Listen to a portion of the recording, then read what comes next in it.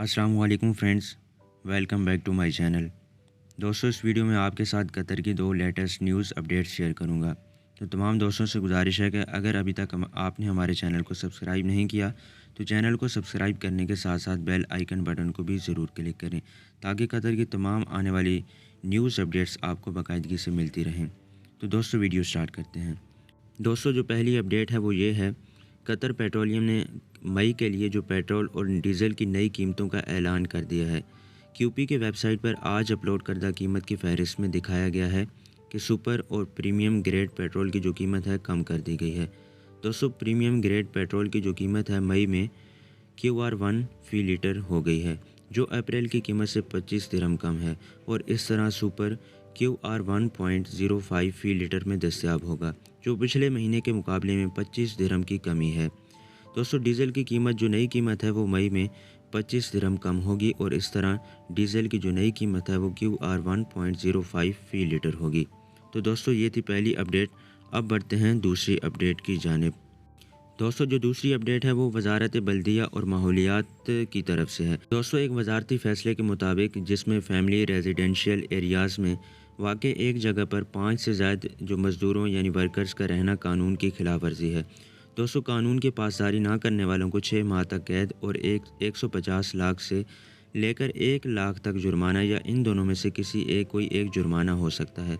دوستوں، وزیر بلدیہ اور ماحولیات کے وزیر عبداللہ بن عبدالعزیز بن ترکی الصوبائی نے ایک فیصلہ جاری کیا ہے جس میں فیملی ریزیڈنشیل ایریاز کی وضاحت کی گئی ہے، اور اس فیصلے سے مستثنی افراد کے علاوہ ان علاقوں کے اندر جو جتنے بھی مزدور ورکرز ہیں ان کے کیمپس کے بارے میں بات کی گئی ہے۔ دوستوں، یہ فیصلہ فیملی ریزیڈنشیل ایریاز میں ورکرز کے کیمپوں کی ممانعت سے متعلق قانون نمبر 2010 کے قانون نمبر 15 کے دفعات پر عمل درآمد میں آیا ہے، جسے قانون 2019 کے قانون نمبر 22 نے ترمیم کیا ہے۔ دوستوں، اس فیصلے کے مطابق فیمیل ورکرز اور ان کے کام کی نوعیت کو دیکھتے ہوئے اور اس طرح گھروں میں کام کرنے والے جتنے بھی لوگ ہیں جیسے ڈرائیور، ہوم میڈس وغیرہ، تو ان کو اس فیصلے میں جو ہے شامل نہیں کیا گیا۔ دوستوں، وزارتی فیصلے میں فیملی ریزیڈنشیل علاقوں میں ورکرز کے کیمپوں کی وضاحت کی گئی ہے، جس میں یہ کہا گیا ہے کہ فیملی ریزیڈنشیل ایریاز میں کسی ایک جگہ پر 5 سے زائد ورکرز کی رہائش جو ہے وہ قانون کی خلاف ورزی ہے، اور یہ کہ قانون میں طے شدہ قانونی طریقہ کار ہوگا۔ دوستوں، لاگو MMF کے بیانات میں کہا گیا ہے کہ خلاف ورزی کرنے والوں کو ایک وارننگ بھیجی گئی ہے، چاہے وہ کرایہ دار ہو، جائیداد کا مالک ہو یا دونوں۔ خلاف ورزی کی صورت میں انہیں بلڈنگ خالی کرنے کا حکم جو ہے دے دیا جائے گا۔